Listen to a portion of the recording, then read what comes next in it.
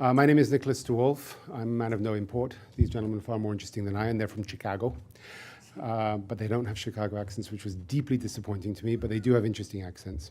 Matthew Viglione, I hope I've pronounced that right, and Robert Zubek, both co-founders of SomaSim, an independent game company, as have all been the game companies here today. For those of you who've been coming, thank you. They are going to talk about today basically how the market has changed dramatically over the past 5 years and give their experience in one of their more recent games of how they began the development of it with certain plans for go-to-market, and how by the time they were ready to go to market, things had changed so dramatically that it made them realize that they needed to change their go-to-market approach. So with that said, enough of me, and I'll invite you guys to take over the stage. I'm Rob, this is Matt.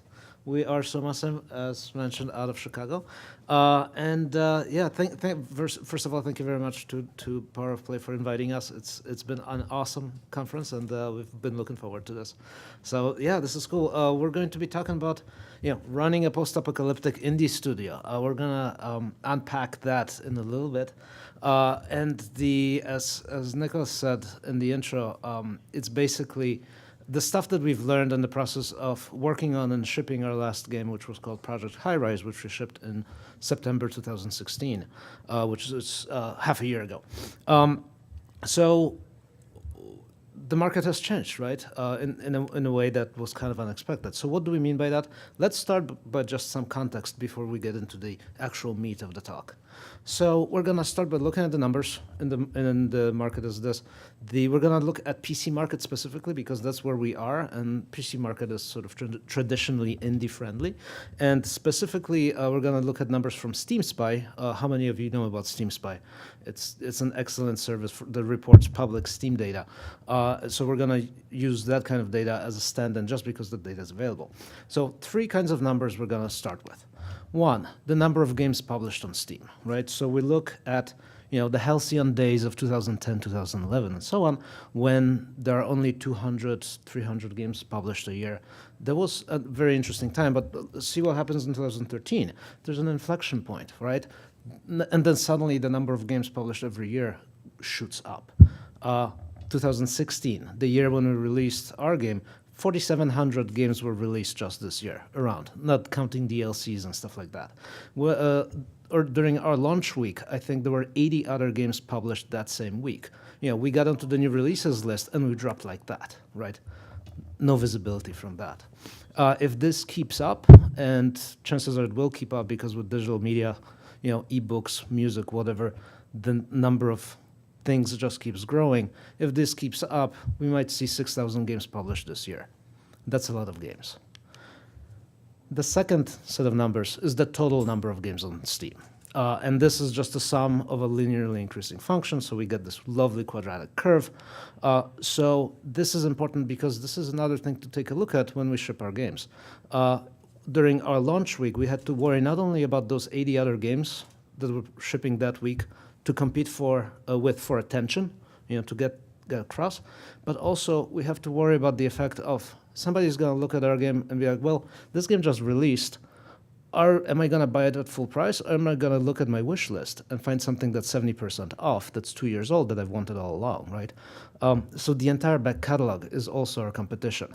As of this last fall, Steam had 10,000 titles in its back catalog. We might see 15,000, 16,000 by the end of this year. And then the third thing that we kind of looked at and sort of realized is, so we looked at the supply side. What does the demand side look like? Those numbers are harder to get, so what I'm going to do is a simplifying assumption, which is that the supply side is proportional to the number of players on Steam. Sorry, the demand side is proportional to the number of players on Steam, and that can be gotten from looking at the concurrent number of users on Steam sort of as it grows year to year, since that is publicly available data. And that number is, the exact numbers, how many millions are concurrent every year, is not as important as the shape of the curve, right? The supply side grows like this, the demand side grows like this, and there's this opening in there that started really happening over the last few years. So this is the context for running the post-apocalyptic indie studio, right? we're not gonna get into the definitions of an apocalypse. Has it happened? Is it gonna happen? Is it an actual thing? In a certain sense, it doesn't matter because numbers speak for themselves. Things have changed, and what do we do about this? How do we together survive in this new world? Because we're all trying to do the same thing, right? So, as mentioned before, so we are a studio out of Chicago called SomaSim. We make simulation strategy games, hence the name. And we started in 2013, which, as you remember from those slides, it was probably not the best time. But in retrospect, we should have done this a little bit earlier. But it's okay. We shipped one game in 2014 called 1849. And that was a sort of a very small game, but it allowed us, gave us a little bit of a background and foundation for building our second game, which we released last year, as I mentioned before, called Project High Rise. And, we're still working on it. We're still pushing our game forward. We're starting working on next kind of product and so on. We're still standing, right? And you guys are here for the same reason, right? We all try to figure out how to make a living out of making games, which is something we love to do and we want to keep doing. So this talk will be what can we do to survive this together, to figure out how to deal with this current situation. So basically the main part of the talk is going to be these three sections. I'm going to take the first part, which is talking about discoverability. And then I'm going to hand this clicker over to Matt, who's going to talk about publishing and self-publishing, how that landscape has changed. And then he's going to talk about studio organization ideas. So without further ado, let's jump right into the content. So discoverability is a classic problem, right? I mean, this has been a problem all along, forever and ever. How do we get eyeballs on our game? How do we get people to realize that our game exists? Because we all know that there are players for our games, right? There are players for every single niche out there. And how do we get them to find out about the game so that they can buy it and play it? And there are two kinds of parts to discoverability. One is bringing random people from the outside to learn about the game, like they're browsing the web or they're doing stuff. And two, actually looking at in-store discoverability, right? If somebody's opening up the Steam client to play the game, how do we get them to find out about our game so that they buy it, right? And these are slightly different. So I'm going to focus first on in-store discoverability because it's always difficult for indies, right? Games follow this sort of power law-like distribution where all the big guys get all the money and they get all the players and they get all the attention. And we, as small studios with no money, if we look at the long tail of this, going down, we're somewhere up there, competing for the sort of very end of the long tail. But hopefully it's okay, right? Because it is a long tail and there's a lot of players there. But when it comes to something like a Steam store, and the same goes for iTunes, and the same goes for Google Play. I'm only talking about Steam because that's the data we're looking at. So what we run into is the question of featuring, right? If we want people to find out about our game inside a game store, they're going to find out about it because they saw one of those featuring slots and they saw our game in it. But there's a small number of them, and that's the problem. And it's always been kind of a problem, right? If we open up the Steam client, the first thing you see above the fold is a rotator that has 12 slots, right? If the player scrolls down a little bit, they might see another rotator that might have another set of slots. And some of them are going to be a combination of things that are on sale. Some of them are going to be a combination of things that are recommended by human curators. And a lot of stores have traditionally been doing this sort of human curation, right? Somebody picks the games that are going to be featured that week and puts them up there. And then the question is, we saw the giant sort of page with a lot of different featuring slots, but I think their value decreases drastically, right? Because if a player is going to Steam to play a game, are they going to scroll down there? Are they going to look further below? Probably not, right? I mean, it's not nearly as valuable. So we're looking at the small number of featuring slots up top. And there are sort of two forces working against us as small developers, right? One is that the larger the platform grows, the more the players there are, it also means that each of those featuring slots becomes much more valuable because more eyeballs are looking at it. On the other hand, as the number of games increases, statistically speaking, the probability of each of those games getting featured becomes smaller, right? So the increasing value and the decreasing probability are both working against us. But what we're seeing as an interesting development that just started happening fairly recently is the addition of algorithmic recommendations. And this is interesting for us as game designers for the following reason. And let me actually interject with a little bit of a story. So one day I log into the Steam client and I see this game, Stellar Monarch. I'm like, what is this? Oh, it says it was recommended for you because you play strategy and grand strategy and 4X and simulation games. That sounds like me, right? So I click through it, I look at it, and I'm like, this is actually really cool. It was made by one or two person studio, and it's very indie, but also very interesting. So I buy it and I play it, and I loved it. It was awesome. It was the perfect game for me. And I was really, really happy with this. And then I thought to myself, what are the chances that this would get picked by a human curator to go on the front page of Steam to everybody? Probably a very small chance, right? But because it was picked by algorithmic recommendations, it was customized for me and worked perfectly. And we see this kind of a thing happen with any kind of an online store where once the inventory gets high enough, we've seen this with Amazon, with Netflix, with Best Buy, etc. They start customizing featuring to particular players. And Steam has started doing this as well, right? With their discovery update a few months ago, they said, all right, we're going to start doing this for real, and it's been an important aspect of it. Now, the reason why I was talking about why is this important for us as game designers is because it affects how people discover our games inside the store, right? It affects whether we're going to be visible to them or not. So because they're algorithms, I would like to postulate that they're going to have the following effect. And this is a postulate, and we'll see how it works out in reality. So there's a sort of standard dilemma with recommendation systems, which is that they look at what the player has done before or purchased before or so on, and they try to give you recommendations based on your history, and the conflict is whether to give you more of the same or whether to give you something new and explore a different area, right? And you see this with across all sorts of recommendation systems because it's easy. Like if I play simulation strategy and 4X and grand strategy, it's very easy to give me more of that, right? Just be like, hey, this is what you play. Here's another one, and here's another one, here's another one, and I will be happy with that for a while, right? But I also, as a player, I also want exploration, right? Maybe there's a different game out there that will be perfect for me, and how is the algorithm to know what it is? So. But that's the tension, right? Would the algorithm be able to pick the perfect, farming, 4X, driving indie game? If that I don't know if it exists, but if it does, and if it's a good one for me, I would love. So there's always the tension between clustering for giving you more of the same and exploration. And I think what we're going to see with these kinds of systems is that games that cluster together well are going to benefit from this. So games that fit genres, games that fit particular kind of styles of play, action RPGs or strategy simulation or whatever, they're going to benefit from this. And games that are esoteric, games that are out there that don't cluster well with other games are going to be at a bit of a disadvantage. So this is kind of what we're suspecting will happen. And whether it actually plays out, we'll see in about a few years.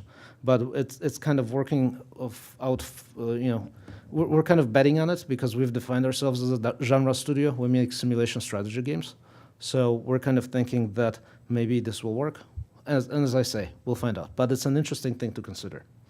And then when it comes to featuring, when it comes to people finding out about a game from the outside, right? We talked about the store. Now people finding about it from outside of the store.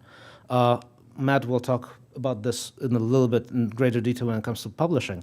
But it's always a problem, right? It's always been a problem to get people aware of the game, word of mouth, that kind of stuff. And you can try to do controversy, you can try to do press outreach and so on. One thing that has developed fairly recently too, that we've witnessed the power of with our last release, is the power of YouTubers and Twitch streamers. As one of the previous speakers in this track, I think Adam, was talking about the power of this as well. And it's a fairly recent development, last year or two, but specifically the YouTubers who are in the same genre and in the same category as you are have become super powerful. We released Project High Rise in September. 2 months earlier, we sent keys to some YouTubers and streamers, And the response from specifically those who are in the same genre has been incredible. Like, they loved the game, their audience loved them loving the game, but because their audience was already looking for these kinds of games, we greatly benefited from this, much more than with that, if we got picked up by superstars who have huge following, which we didn't, but if we did, I wonder if the response would be commensurate, right? If it would be similar. So this is another thing to consider, sort of specialized YouTubers, specialized Twitch players. So my section, I'm going to bring to a quick close before I hand this over. So I think when it comes to discoverability, things that we've come to rely on, like new releases lists and manual featuring, are going to become less important. And what's becoming more important is, one, algorithmic recommendations, which means as designers, we have to think about how do we adjust our games to be easy to discover algorithmically. And two, when it comes to bringing in outside traffic, similarly, finding people who are interested in these kinds of games. So that's that for my section. I'm going to hand this over to Matt, who's going to take us through the rest. Thank you, Rob. So Rob sort of did a quick rundown for us on how we can sort of design our games for discoverability within the store. And now I want to switch tracks a little bit and talk about how we can get attention from people who are out on the internet, in the general community, how we can sort of bring people into our stores. And first of all, when it comes to self-publishing, I want to take a trip back to 2010, to those halcyon days Rob was talking about, when there was a traditional indie way of doing sort of this kind of marketing. It's 2011. Who needs publishers? We're indies. We're just going to put our game up on Steam, on IDB, on Desura, and it will be great. We'll flog it on social media, on Reddit, on TigSource. It'll be the indie dream. We'll make lots of money. It will be great. Except that's not really true anymore. And in 2011, I don't think it was necessarily that true either. We just thought it was. Valve in 2011 was doing things like picking games for curation, putting them on storefronts, sending a lot of publicity their way, sending PR their way, doing a lot of promotion and things that a publisher might be doing. So now in 2017, things have changed. Valve is more like Amazon now. Valve is more like Target. They want anything that can sell in their store, whatever sells, they'll sell more of. And it's up to us as indies, up to us as the developers to do the PR, the publishing work. That stuff that sort of happened by itself, quote unquote, in 2011, we have to look at doing now ourselves to make our games a success and to survive as indies. And since we're talking about Steam, I think it's important for a second to take a look at where Valve thinks their platform is going in the next 5, 10 years into the future. So back at that inflection point we saw in 2013, Gabe was talking at the University of Texas. And he said the following thing, and I want to quote him verbatim real quick. Anybody should be able to publish anything through Steam, where Steam is just a whole bunch of servers and network bandwidth. That should have been a red flag for a lot of people back in 2013, that the good old days were coming to an end. Then in February of 2017, Steam decided, this green light thing, we don't need it. It's just going to be a flat fee to get on our platform. And their goal is to provide developers and publishers with a more direct publishing path and ultimately connect gamers with even more great content. So just in case we're unclear, Valve's long-term vision is the exact opposite of where they were in 2011. They want to have a large tent store where players pick the winners, players pick the featuring slots, and then the algorithmic recommendations kick over. So it's up to us to, do the work that was just happening before. So can you still do self-publishing in this changed environment in 2017? Sure, you can put the game up on the store, but keep in mind, 6,000 games, if not more, are going to show up on Steam this year, before the end of the year. You can flog it on social media, but y'all know what social media looks like in 2017, right? So good luck. So what's the solution? Like, this is a problem. What's the solution for us as indie developers? We need to do real marketing and real PR, and that is a major skill set. It requires skill, connections, and the abilities that you need to have core to your team to succeed. And what if you're terrible at it, like we are? It's dangerous to go alone. You should really hire the right person for the job to do this thing. So when we made 1849, we were in beta. somebody asked us, where's the sound? And we went, yeah, sound, that would be a good thing to have. So we decided we'll just do the sound ourselves. How hard can game audio be? So it was bad. Like, we had a lot of bad feedback about the sound and the audio. So when it came time to do Project High Rise, like the third thing we did was find a game audio person. So what I'm saying is, if it's not a core thing to your team, treat it like art, treat it like audio, find someone that can help you do it. So am I talking about the return of the publisher? I mean, we're indie devs. Publishers are sort of, from birth, told to us, they're bad, avoid them, you don't need them. But this change in the market has impacted publishers just like it's impacted us as developers. In the bad old days, they would do things like this. And as an indie developer, I hate those last two in particular, the majority of the revs and the IP. Those are mine. Now we see these new school publishers that have come along, and they do things like take a cut of the revs and don't own IP, and they have lists of YouTubers, and they're really willing to work with you more as a partner rather than as an owner. So I know how to evaluate, sound, audio, design, programming when it comes to like adding somebody to my team. What about this skill set? How do you evaluate it? They might be a good partner for you if their target audience matches yours. We make we make strategy sim games. Did the partner make a bunch of those? If so, they may have 8 or 9 games worth of players that they can funnel toward you at launch. Do they have good distributor relationships? When you go on Steam, do you see Publisher Weekend from so-and-so publisher? Here are their games. That means there's an email at Valve that gets an answer from a human. I can't get that myself. Do they have a good player presence and reputation? Are there forums full of players who are excited about their games, who are positive? Like, is there good feedback, a good community feeling? When you come to shows like this and talk to other indie devs, do you see things like, oh yeah, they're great people, work with them, we love them? So these are the ways that you can sort of figure out how to maybe work with them. There are a lot of parasites out there, people who will just take your game, throw out some codes, tweet about you 8 times on release day and say, that'll be 25%. You can do 25%, keep the 25% and do all that yourselves. So just to summarize real quick this section, self-publishing, not easy. Standing out is really difficult. If you're not good at it, consider outsourcing it just like you would any other specialization in your team that you're not good at. So to talk quickly about some things we can do to help ourselves as indies as we work together with one another. Remember, people follow other people. People, when you're looking for music, don't say, I want to catch, that label's new artist. You follow a singer, you follow an actor. Develop that voice within your team. We need to do better at indies, as indies, of like establishing our creative voice, making sure people know the kinds of games we make, the kinds of games we love, and what our next game is going to be. Like Kubrick, when he said he was putting out a new movie, everybody knew what a new Kubrick movie would look like. Do people know what your next game is going to look like because of who you are and because of who you've been on the web, who you are on Twitter, what your creative voice is? We need to make sure that players know what to expect from us, like what we love, what drives us. That's important for us as indie devs.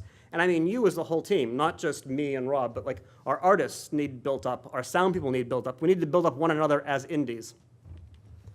So quickly, this is Rick Bayless. He's a chef in Chicago. He has great Mexican food. There are a lot of restaurants in Mexico, and there are a lot of Mexican restaurants in Chicago. What did I say? Did I? Okay. And this is Anselmo Ramirez, who worked for Chef Bayless for a long time. And Chef Bayless called Chef Ramirez the king of mole, maker of the best Mexican sauces in the city of Chicago. And every time Rick Bayless was talking about sauces, he mentioned that guy. And so when this guy opened a restaurant that sold a lot of mole in Chicago, everybody knew about him already because he talked about him. And it took us 3 months to get a reservation to that restaurant, and it's around the corner from our house. So you can build up your artists so that the collaborations that you make become more powerful, so that you break through the noise when you make your game because you got help from Chef Bayless. And we find our collaborators locally. Like, if we could work together with somebody here in Washington that might be awesome for our next game, we get their audience, they get our audience. Now we've multiplied them together when we make our next game.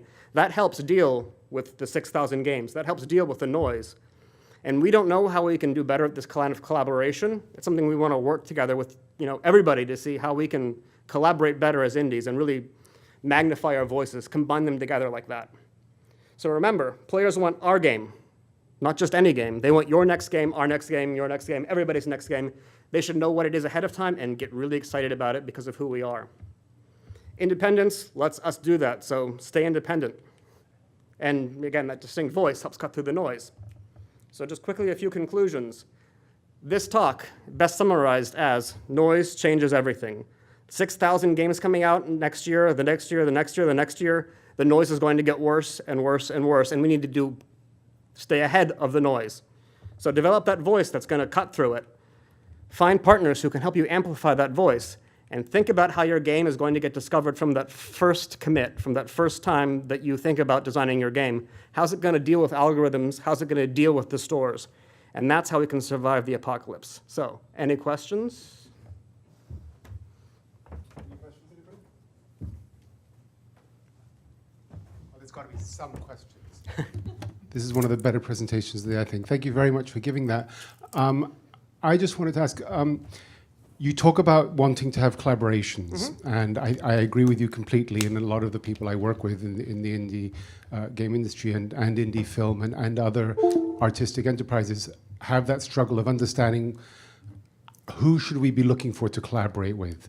You do what you do really well. If you could summarize in one or two sentences what your core competency is, and then the three most important things that lie outside that core competency, what would they be?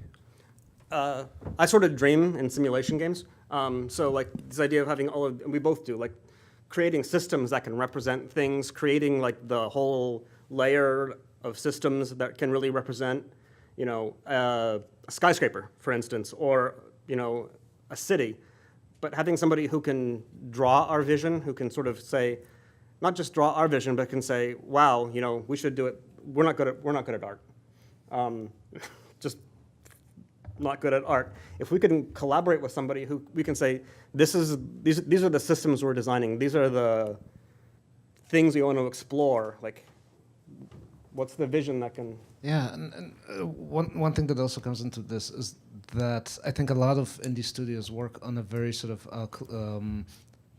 contract-based or sort of working together kind of a basis. So it's the teams are malleable. One project might be this person, another person, somebody else, and you know, somebody might leave after this project, join another team, whatever. Like the two of us have worked with slightly different teams on the previous project than on the current project, because people just, you know, maybe one artist wants to go and do something else, and we need to find somebody else, for example.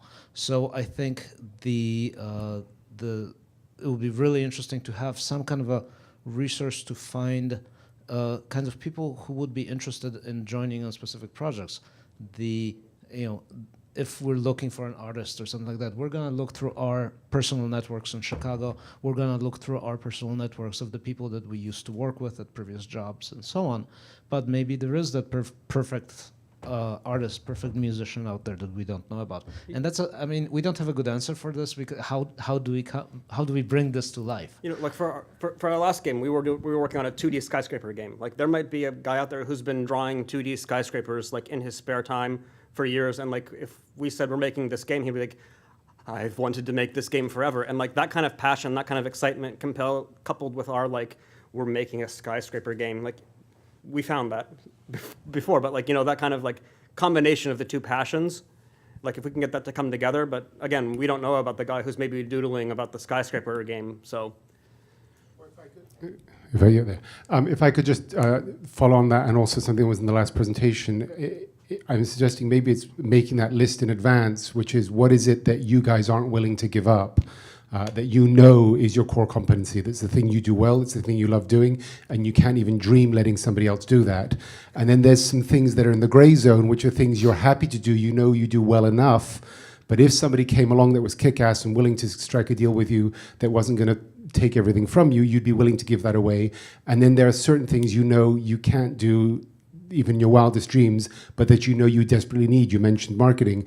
You need those early on enough, and so you're going to actively be out searching for that. And if you know that you're going to need that not just on this project, but on future projects, that's somebody you may be looking to get funding on a permanent basis. So if you can make that pie chart list of working out what is the thing you do extraordinarily well now, that's filled. What are the gray areas that you can fill in the meantime until you get that wonderful angel investor who can help you build your team, but in the meantime you can fill it. What's left is that desperate gap zone that you have to fill, and that somebody on the team has to be out networking to get that extra team member in, because if you're looking for marketing after you've built the game, that game's not getting anywhere. Would that be a fair evaluation? In terms of the stuff that we do or that we should do? Because I think it is something that we should do and we don't do well enough. We try to do this sort of like, figure out what are our strengths, what are our weaknesses. And you mentioned sort of stuff that we're not going to be willing to give up and so on. But if the right collaborator comes along, like their voice will only enhance this. So I'm not sure if there's this, like, probably not as black and white. But yeah, like there are definitely things like, we want to do this, that's for sure. But, things like whether it's art or music or marketing especially, like, all right, we're not good at this. Yeah, I don't think it's zero sum. So. So do you guys have like any specific avenues that you communicate with players, or do you rely on content creators like YouTubers, Twitchers to kind of communicate the message of like, oh, this is the next game from the high-rise people? I mentioned we're bad at it, right? Indeed. I know a lot of people have kind of like self-revolving community places like, like Discords, things like that, where it's like all they have to do is pop in there and be like, oh, hey, this is our next game. And that's it. They don't have to do anything else.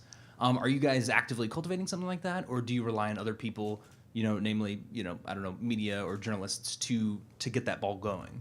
We've been terrible at it.